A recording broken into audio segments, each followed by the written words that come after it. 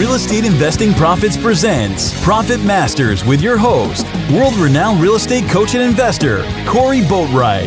Now, strap in and get ready to learn elite wealth-building investment strategies taught by 6- and 7-figure house flipping masters as they reveal their best real estate investing profit secrets to you right now. What is going on, party people? This is Corey Boatwright. I am your host and founder of Real Estate Investing Profits and your host here on Profit Master podcast series. And I am excited about Mark Ferguson. He is coming on here in just a little bit, and he's a real estate agent that drives a blue Lamborghini. It's killer. You should see this thing. It's the Diablo. I'll make sure that we put a picture of it in the show notes here. But this guy thinks about life and work and from a different perspective. He did over 1,000 BPOs. Now, if you don't know what a BPO stands for, it stands for broker price opinion, where you get paid like $50, $75 to do these things. But he had an inside method. He had a strategy in what he was doing, and it paid off in strides. I'm telling you, you're going to want to check out this interview and hear what he has done as a REO agent, and really how he's got connected with these banks that are providing these REO properties. He has got an insider strategy that you are going to want to check out for sure. So I want to ask you a question. Have you texted the word profit to 38470? Well, if you haven't, go ahead and do that right now and see what happens. You're right. Exactly. If you've done this, you know what happens. You're going to get the down and dirty ultimate real estate investing quick start guide.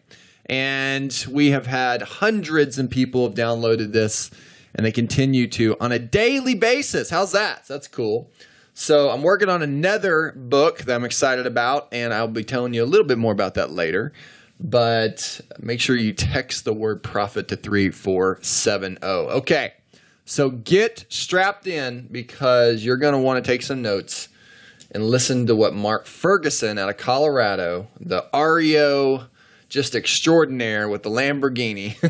I'm giving him a hard time because that thing it's killer. So make sure you check that out in the notes too. So here you go. Here's Mark. Mark, are you there, my man? I am here. I'm ready to go. Cool. How you doing? I'm doing great. Thank you for having me on the show. Appreciate you making time to be on here. Now, you have a podcast too. Why don't you tell everybody what your podcast is? I run the website investformore.com, and I started a podcast last year just because my readers said they wanted a podcast. So it started out of the blue. It's been a lot of fun. It's really cool interviewing different people, and it's called the Invest for More Real Estate Podcast. And I think I learned more than anybody else does from those shows I do. Right. That's me too. I mean, it's incredible, all the different talent that's out there, right? Just some incredibly talented people. Why don't we talk about what area of real estate that you're really focusing on now, maybe your expertise right now? Yeah. So I became a real estate agent in 2001. Did that for a few years. Didn't have a whole lot of success. Became an REO agent, foreclosure agent, about 2007, and really found my niche. And from there, I started buying rental properties in 2010. And along that whole way, I worked with my father who had flipped houses. Okay. So I'd flip houses as well. Now I flip probably 10 to 15 houses a year. I've got 16 rentals, and we've got a real estate team with about 10 people on it. So I'm kind of spread out a little bit in real estate. What area of the world are you focusing on your investing? I am in Greeley, Colorado, which most people have never heard of, but it's about 50 miles north of Denver. Okay. I've got 15 rentals in the area, but honestly, I probably am not going to be investing here much longer because of our price points are just going crazy. They're crazy, right? Yeah. Mike Jakes, good friend of mine in one of the mastermind groups. Jason Burns, another one out there. Colm is out there. There's a lot of folks I know out there in Colorado doing really well. I know some hard money lenders out there. Yeah, what's your median price point right now? We're probably about 250 is our median house price, and 4 years ago it was about 120. Wow. So Bill Bronchek's still out there too? I'm not sure. I'm not sure if he is. It's funny though. I actually bought a wholesale deal from Jason Byrne last month, so I know him. Small world, yeah. Yep. Love Jason. Great dude. Well, that's good. Okay, so you basically then what got you involved with real estate investing? You said was your father? Yeah. So I got a finance degree from the University of Colorado in 2001. Okay. Couldn't really find a job that, paid me awesome and gave me a bunch of freedom. So I worked part-time for him in real estate and got my license. And it's just going to be kind of a short-term thing till I found a real job. Sure. And, it ended up turning into a career. And he had always flipped houses, 1 or 2 a year. And when I joined the team, we kind of ramped that up, started flipping more and really getting more involved in that aspect. Gotcha. Okay. Did you have a breaking point? Did you said were you doing something before that where you're like working a regular job and then you just said, man, enough's enough. And then you got involved with real estate, or was it always just something involved with real estate? I was really involved in real estate except for college. And I don't really have a breaking point with another job, but I had a breaking point within real estate. Oh, wow. Really? Where I was, I was working as an agent, doing flips once in a while. And I ended up doing all the work myself on one flip. So I thought it'd be a good idea to save money, right. not pay contractors. Biggest mistake of my life. Right. But, right. When I did that, I kind of realized, I wasn't making any huge progress with my career, with money. I just knew I had to change something. Right. And that kind of led me to get into the world of REO, foreclosures, listing properties for banks. It's really cool. I don't think we really had someone that puts as much emphasis, I think, as you do on this REO. So I'm interested to talk about that here in just a little bit on what's kind of your profit master investing strategy, what we call. Did you have a big influence in real estate? Like, I know your dad was one, but did you have another teacher or someone else that was out there? A lot of folks talk about Robert Kiyosaki. I know I read the Rich Dad Poor Dad book. Was there an influence like that in your life for real estate investing? My dad helped me on the agent side and doing the flipping, and he owned a couple of rental properties, but he didn't really invest, the way I invest in rentals. Okay. And so Kiyosaki actually was a big influence as far as the general realm of passive income. Right. I kind of kept searching for more details with his books. So I really just read as much as I could. I thought Gary Keller did a really good job in Millionaire Real Estate Investor. Have you read The One Thing? I haven't yet. I keep wanting to read. I have like 20 books I need to read and getting piled up. You got the titles of them. I need to get this one. You order it. It sets over there in the corner. It's like, I ordered that book. Now I need to get this other one before I forget that one. Yeah, exactly. So I've got a big pile and I never find time to read, which makes it even harder. So, but yeah, Kiyosaki really got me thinking about the big picture of passive income, of building your own business. And then some of the other books were more specific to what to do in real estate, like Gary Keller. Gotcha. I want to say this before we move on here. Really quick tip, okay? I didn't used to read a lot. And then it's because I read a book a week. I've been doing it for the last 3 years. I know it sounds crazy, but I actually I do it, or I listen to a book now. A lot of times I listen. But the way when I actually read a book is I take the book, and usually books are about 200 pages. Usually the books that we get for business books are around 200 pages, maybe a little more, a little less. And I divide it up by 6, Mark. So by 6, usually you're going to read about 30, maybe 35 pages, right, a day. And then you're done. The whole key, I know it's going to sound crazy, okay? But the whole key is stopping. And I didn't read because I felt like if I sat down to read the book, what's the use of reading the book if I couldn't finish it? I know that sounds crazy, but that's the way I was thinking. So once the day that I kind of thought, okay, why don't I open this book up and just divide the pages where I could read it in a week, and then I could actually get through the book in a week. I went through those pages, and then literally when I got to like 37 page or 41 page or 33 page, I would stop.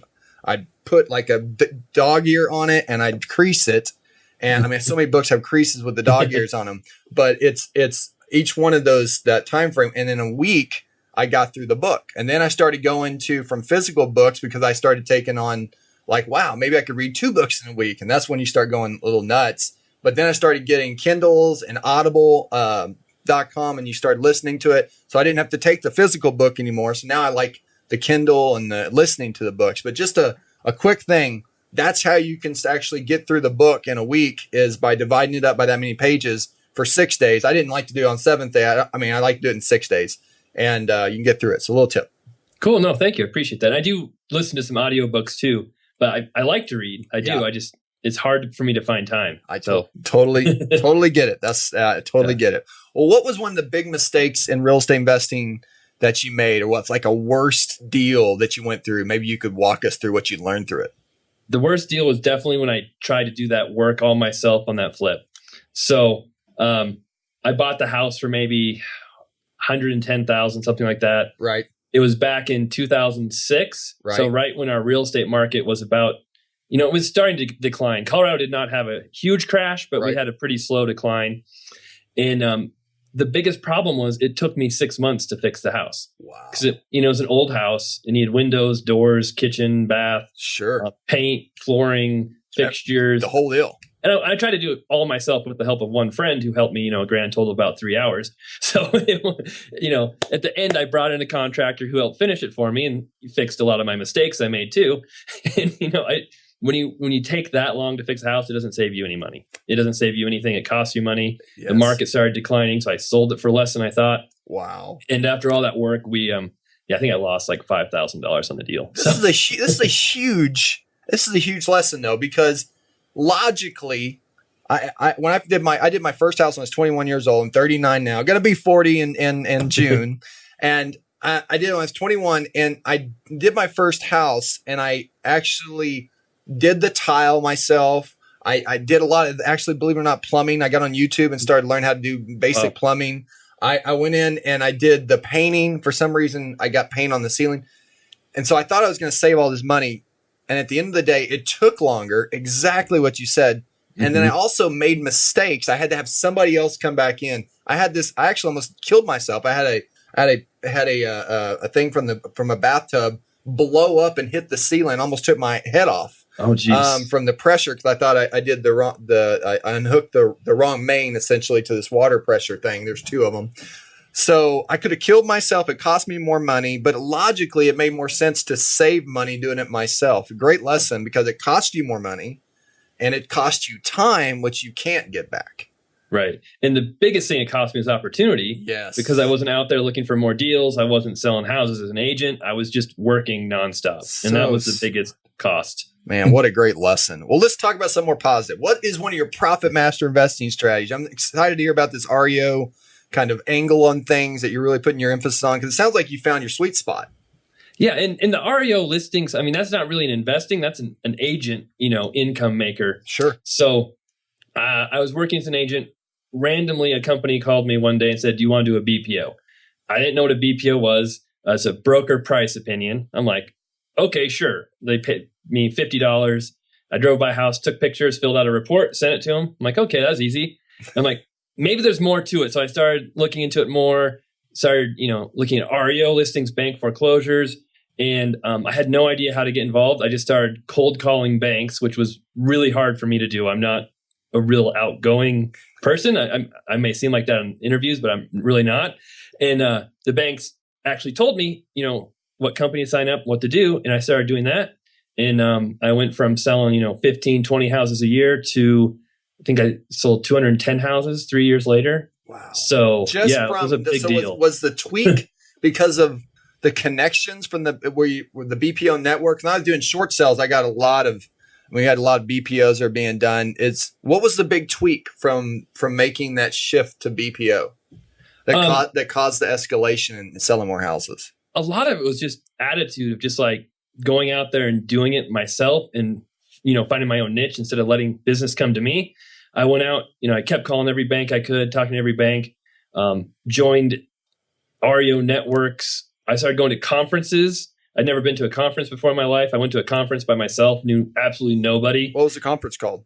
NRBA, which is a National REO Brokers Association. And is actually in Colorado, which was nice. Wow. Okay. And you can't go to it unless you're a member of the NRBA. Sure. But it's still an awesome conference. And once I put myself out there and kind of just started taking risks and started getting out of my comfort zone, things took off. So you said, I'm the guy that will do the BPOs, right? And then because of that, they say, okay, we're going to use you because now you're doing, so they started sending you more listings? Right. Yep. And the more listings you do, if you're fast, if you communicate well, they'll keep giving you more. The more listings you get, the more other companies will hire you. I got on with HUD. So I'm a HUD listing broker. So that was huge. Yep. It just kind of snowballed from there. And now in Colorado, we have very few foreclosures or short sales. So, selling a lot less houses, but I built my real estate team to kind of pick up the slack. So they're selling houses and I'm not really doing as much work, which is nice. Yeah, right. Now you get to kick back a little bit. Right. Okay, so walk me through just a little bit from whenever you get the listing. So, right, how do you get the commission in from that point on? Where's it go from BPO paying $50 to $75 to getting commission? Yeah, so you can do a lot of BPOs. I did 1,000 one year. Wow. Wow. That was a crazy year. Wow. And most of those don't lead to listings, but they get your name out there. Okay. And then so when you get an REO listing, you do the BPO. They don't pay you for that if it's your listing. So you do the BPO, you go through the house, you figure out what repairs are needed, you take pictures of everything, you send the bank the BPO with what repairs are needed, what you think they'll cost. Then the bank gets an appraisal done. They probably have another agent do a BPO. And then you list the home on the MLS, like another listing, collect offers. They get submitted to the bank. And then once it sells, you earn your commission on it. That's interesting. And along the way, on some banks, you're also paying for your utilities to be on. You're paying for repairs. You're fronting those costs, and then you get reimbursed by the bank later on. So there's quite a bit involved in the whole process. I would think also such an advantage from REO agent, but also being an investor, right? The connection there. Not as much as you might think, because I am prohibited from buying any HUD homes because I'm a HUD listing broker. So any HUD homes, even past the 11-day or 14-day mark, doesn't matter. I can't buy them because I figure I have a competitive advantage because I'm a HUD broker, which is true. I do. Yeah, pretty much do. I can't buy any of my own listings. That's a big no-no. And then some banks, Chase, VA, don't let me buy any of their listings either, whether I list them or not. So is the line blurred of, Bill Gates isn't Microsoft, right? Steve Jobs isn't Apple. So is the line blurred on Mark Ferguson, personal BPO agent, Mark Ferguson's invest for more company? Can your company make offers? You might be able to, but it's not worth the risk for me. So it's just, you could probably get away with it. I have heard of other REO agents who have tried to get away with it and actually got caught. Some have had their sisters and parents try and buy properties in their name and switch them over. Right. And one of them, one who had that happen was basically blackballed by the entire industry. That's what I was going to say. So there's a shot that you might be blackballed. Okay. Right. He lost every single asset management company basically in millions of dollars in business because he was doing that. Right. Wow. Okay. So where's the money then made, do you think, from the process? Obviously the $50 BPOs or the $75 BPOs, you have to do 1,000 of them. No one's so where's the real money made? Well, the money's in the listing. So, you get paid a commission of 2 to 3% per house you sell. So, if you're selling 200 houses a year and your average selling price is 120,000, and that's a pretty big chunk of change on commissions. Not doing the math right now, but upwards of $500,000 a year. But then I have staff I have to pay and things like that. But then got it. You also get buyer leads from those listings as well. Got it. So you can give those leads to your buyer's agents. They can make money. I get a percentage of that. Right. A lot of different ways. And that's really helped me build my team and attract buyer's agents to my team too. Okay. So the bank doesn't have an agent that they're working with already for this property. They come talk to you. You're doing the BPO. Now that you do the BPO, you also try to get the listing. Yeah. Right. Yep. Most of the time, because you're out there, the more you put yourself out there, they're going to go ahead and just give you the listing. Is there a strategy that you use to get the listing from the bank? A lot of it is just past work and performance is how well you do in the past. They try not to use a bunch of new agents. They'll try and keep, because they don't have time to go out sourcing new agents and interviewing people. So once you get into it, you work your butt off to stay in there and get things done on time. Right. Like when I get a new listing, I have 24 hours to go inspect it and submit pictures. Doesn't matter if it's a Saturday, a Sunday, or if it's, snowing outside. that's how it works. So, so you are in hustle mode on you when you make a commitment to this. It isn't just interested; it's a commitment. Right. Yeah. I gotcha. That's fascinating. Well, that's good. That's good information to know. Fantastic. Wow, you did 1,000 of those, man. I can tell that you're in hustle mode. Yeah, not anymore. Not anymore. Right. Yep. Put it in to get it back. Right. So it's reap and sow. Well, what's one piece of advice that you'd share about running a successful real estate business? I think one thing I run into with people I talk to on my blog or just in general is they see me doing the real estate agent side. They see me doing the rentals and the flips, and they want to do all of it at once. And I think focus is really important. So like I built up my real estate agent business first, and I wasn't buying rentals. I almost pretty much stopped flipping too when I was ramping it up. I was just focused on that. And once I got that, substantiated, got it going and hired some people, then I started focusing on flips more. And I got that business kind of running well. Then I started buying rental properties. It wasn't like I did everything at once. Right. So I think people should focus on, one or two ways in the beginning. Don't try and do everything at once. Great advice. Focus is one of my good friends that has done very well with this idea. He says, focus will make you rich. Yes. A pretty powerful statement. So if you had to start all over, what would you change? Some advice for some new people. Yeah. One thing I would do for sure is I would kind of take control of my career. I wouldn't just sit back and kind of do things the way my dad did them, or, I would go out there and find my own niche sooner. Did you find yourself doing stuff like that? Like, I'm never going to do this. And then all of a sudden you're going, I'm doing the same thing my dad used to do. Yeah, exactly. And then I would buy rentals much sooner. I bought my first one in 2010, which was a really good time to buy with the market. Sure. But, just the sooner you buy them, the better off you're going to be with paying off loans, just building equity, and building, multiple properties really is a huge advantage. Buy sooner, buy and hold sooner. Yeah. What's your favorite motivational or business quote? One of my favorite ones, which I forget to remind myself of, and it's just conquer the resistance, which is something I got from a book by Stephen Pressfield called War of Art. Yes, exactly. Incredible book. Yeah, love that book. I do too. And I had my wife kind of stencil that on my office wall at home, just so I reminded myself. But basically the idea is whenever you get to go through, or you're getting close to something really big happening, a big achievement, yes, is when things get the toughest. Yes, roadblocks get thrown your way, yes, and most people quit. Most people give up, or they take forever to finish. But if you just get through that last resistance, that hard part, then you're kind of, once you get through that, you're home free. Great things happen. Don't give up at the end. I'm doing a whole video series right now on the War of Art. So awesome. I know this incredibly well. I love Pressfield. I love his way he teaches. We'll put this in the notes, obviously. So we'll make sure that have access to this book. It's an incredible book. I totally agree with you. A big game changer in the way you think, right?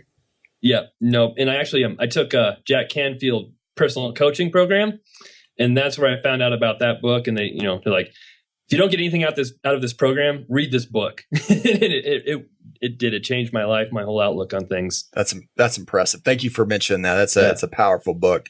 Well, what's basically a mobile app that you use in your business every day? Are you more of a techie guy? I'm not super techie. My coworkers make fun of me because I tend to break my computer and my phone all the time, but I still, cannot survive without technology. Dropbox is huge for me for, uploading documents, pictures in my business. Of course. That's really the main one I use all the time. But then with my blog, social media is huge. So of course, the Facebook app, the LinkedIn app, the Twitter app, the Instagram app. Are you doing Snapchat now, Mark? Are you on Snapchat I'm not. They keep adding these new social media. Gary V tells you to get on Snapchat. Every time I think I've got it figured out, they add something new. I'm like, oh. Are you on Blab yet? Are you on Blab yet? No, I tried to do Periscope one time and I totally Periscope? messed it up. I'm like, oh, I don't have time for this. So. I get you. YouTube, of course, have Sure. YouTube. So, mostly it's Dropbox, and then the social media stuff I'm doing for the mobile apps. YouTube recently is working on an app called Connect, which is their version of Periscope. I just saw that. Yeah. See, I might do that because I know YouTube well, and I think that would be a little easier to do than the Periscope. I think they're going to crush because a lot of people already use that platform as video. Twitter had to say, hey, we have a new platform. Facebook said, hey, we have a new platform. But YouTube, that's their native platform. So I think they're going to crush. Yeah, I agree with that completely. I think you're going to crush. I do think Facebook Live, which is their version of it, is great because all your members, they get notified already. So you don't have to build the audience. But it's going to be tough to beat of YouTube at this. I think they're looking at Twitter, they're looking at Facebook, going what works, and then they're building something that's extremely powerful. Plus, they have Google Hangouts, you can record and some other things too. So I think it's going to be incredibly powerful. I usually ask you about a favorite book, but I just realized that you answered the quote and the book at the same time. I know. So I have another one I can tell you too. Okay. One that I don't hear people talk about a lot that I really love is Third Circle Theory. Third Circle Theory. I've never heard of that. Wow. Yeah, it's kind of a lesser known book. It's written by PJ Gadami, who founded Secret Entourage. I don't know if you're familiar with that, but it's a entrepreneurial book, really cool book, just about attitude, life in general, and not just making money, but giving back too, and trying to make a difference. So I really like that book. I love Nothing to do with real estate, but hey, that's okay. I'm going to buy that today. I'm a huge. Anybody recommends a book, I'm usually the first person to get on it. So I'll be your first person of recommendation to get that book. I'll put that in the show notes as well. Thank you for that. That's awesome. Do you have a morning routine that you follow every day? I don't. I am more of a night person. So I've got 4-year-old twins, and my morning routine honestly starts whenever they wake up. So when they get up, we get up, and then I kind of, I make them breakfast, get them ready, and then I'll head off to work. But at night is when, I have an office in my basement. I've kind of set that up to be my, comfort zone area. And I'll go down there. I'll write in a daily journal every night. Do you have a punching bag so you can get rid I don't. I do have a workout room in my basement though. So I try and do that. But, I try and write my journal every day. It's what happened, what I'm thankful for. Try to meditate if I have time a little bit. Do you have a journal app or something that you use, a program? No, it's all written out. I like writing by hand, at least for that. Yeah. And doing notes. Yeah. Of course, I can't write blog articles by hand. But, I like doing all my notebooks. Most of my stuff is by hand. So I like that, and just try and relax down there and clear my head. And get some of the craziness out. So you wake up around 5, 6 in the morning, or just whenever? No, we are really lucky. Our kids usually get up about 7:30 or 8. So I am a late riser, and then I usually go to bed at like midnight or 1. So I'm a late night type of person. Gotcha. Well, what's a lesson that you've learned that's helped you get to where you are today? I would definitely say focus, like we talked about, is huge. Another lesson I learned that I wish I would have learned earlier on was not to try to do everything myself. I kind of got into real estate. I'm like, oh, I'm smart enough. I can do this myself without having to listen to anybody. I can, figure out this business. Right. And, when you get a little wiser, a little older, you realize, man, I could have, shaved like 3 years off my learning curve if I would have just listened to someone else or gone to some conferences or, even spent some money on coaching or something. Yeah. It's just, there's always going to be somebody who knows more than you. Right. I mean, just about anything. So if you can learn from them, you're going to be better off than trying to learn it yourself. Yes. Learn from, you stand on the shoulders of giants, right? Right. Yep. And being surrounded by successful people is huge too.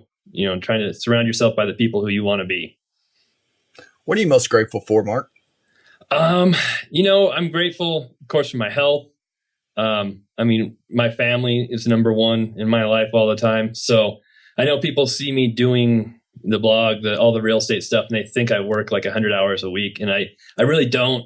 I've tried to set up my team so they can do the things I don't like to do. Right. And, I'm home by 5 every day. I almost never work on the weekends. We just spent 10 days in Florida. So really, I'm grateful for my family. I'm grateful for real estate because it provides me free time to be able to spend with them, and great income and passive income to be able to be free to do different things. So, real estate's been awesome. I love my family. My wife is super supportive of me. That really helps. Encourages me, which is huge. Huge. Yeah. Huge. What point would you recommend hiring a mentor or coach? How important has that been to your success?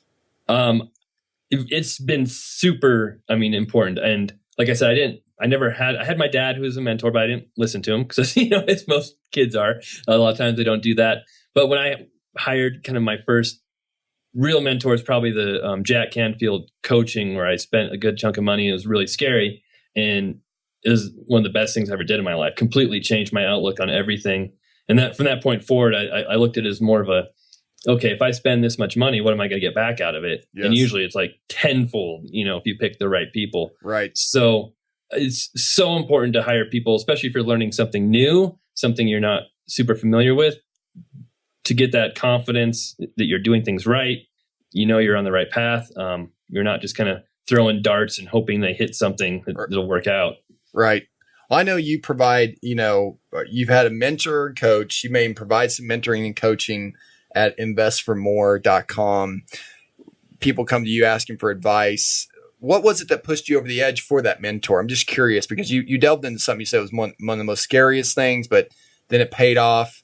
What was the thing that pushed you over the edge of that fear? I think we all felt that way. When I invested my first mentor, it was sizable and it was like a sacrifice, but then there was also moving past that point of anything great in life almost kind of requires some of that to move you forward, Right. Yeah. And I think looking back on it, I knew I wanted a lot more than what I was doing at that point. Right.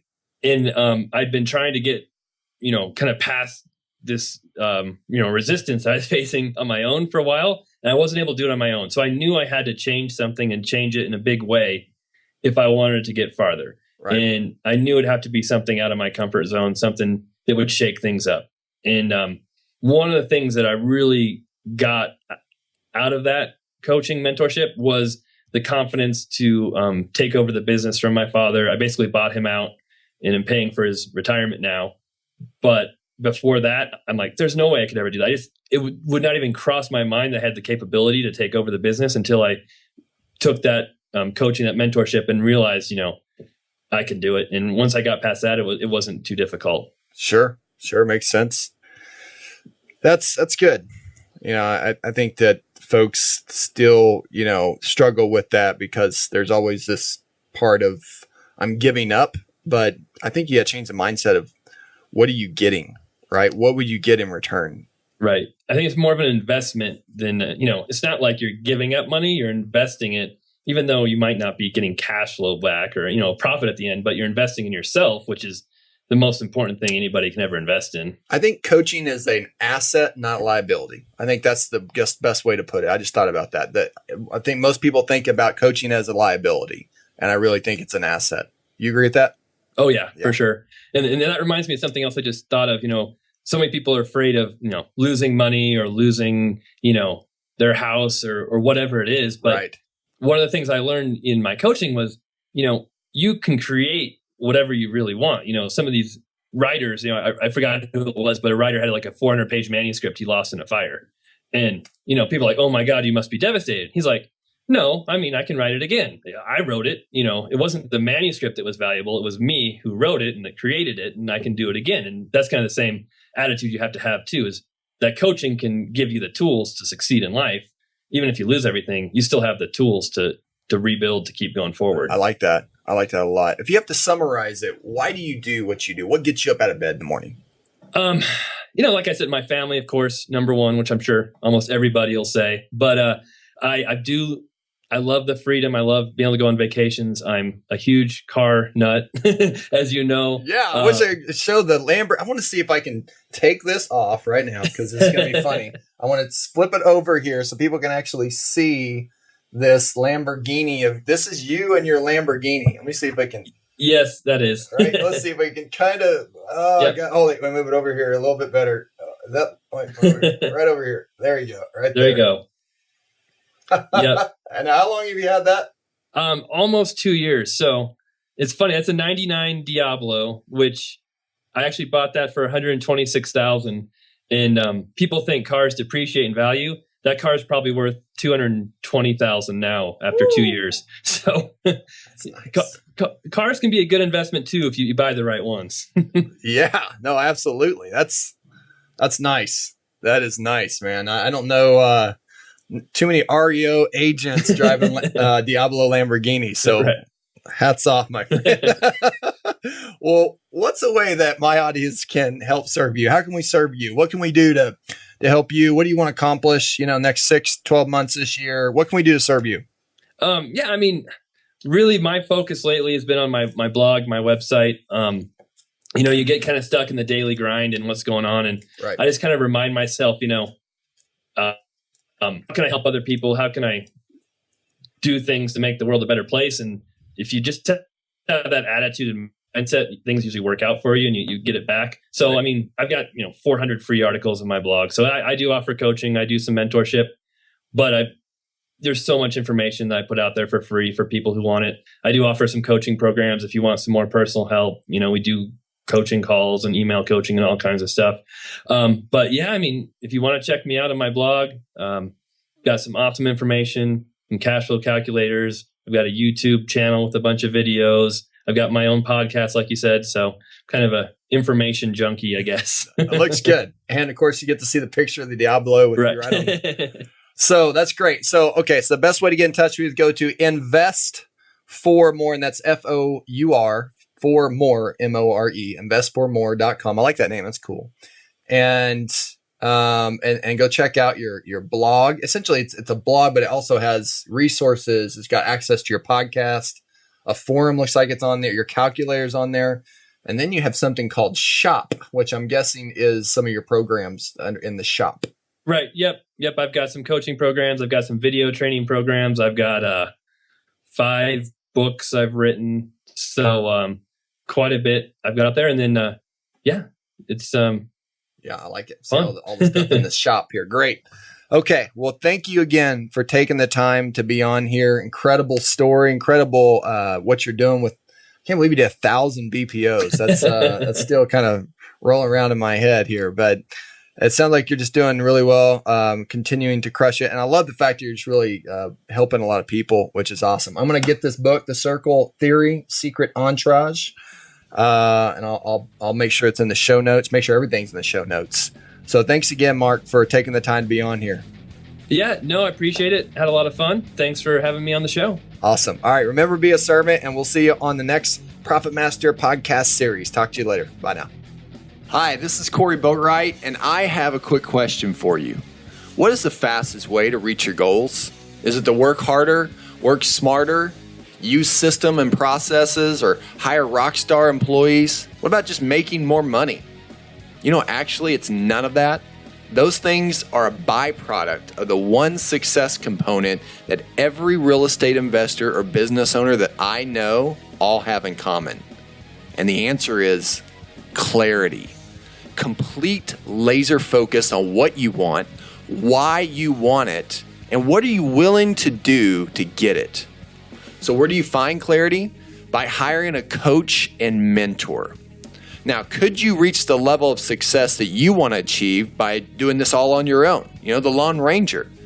Well, maybe, but do you think it would take you double or even triple the time to achieve it compared to hiring a coach and mentor to help guide your path, provide proven instruction with a tailored blueprint that you could follow for building a real estate business that supports your lifestyle and helps you reach your financial and personal goals? Absolutely. Here's the fact. Time isn't recyclable. So I would like to ask you to make good use of it and extend a personal invitation for you to book a phone coaching strategy session by going to callwithcorey.com. That's callwithcorey, Corey spelled CORY.com. I'm going to ask you a few quick questions on that page, and we're going to go over and see how we can make sure that your business is on path to reach the goals that you want this year. So go to callwithcorey.com, that's CORY, and book your phone coaching strategy session today. Remember, be a servant, and I'll see you on there. You've been listening to another Real Estate Investing Profits Master Podcast series. To receive your free real estate book, Down and Dirty, Ultimate Real Estate Investing Quick Start Guide, how to quit your job to start flipping houses in 90 days or less, head online and go to realestateinvestingprofits.com. And don't forget to follow us on Facebook at facebook.com/Real Estate Investing Profits. Thanks again for listening, and stay tuned for our next episode.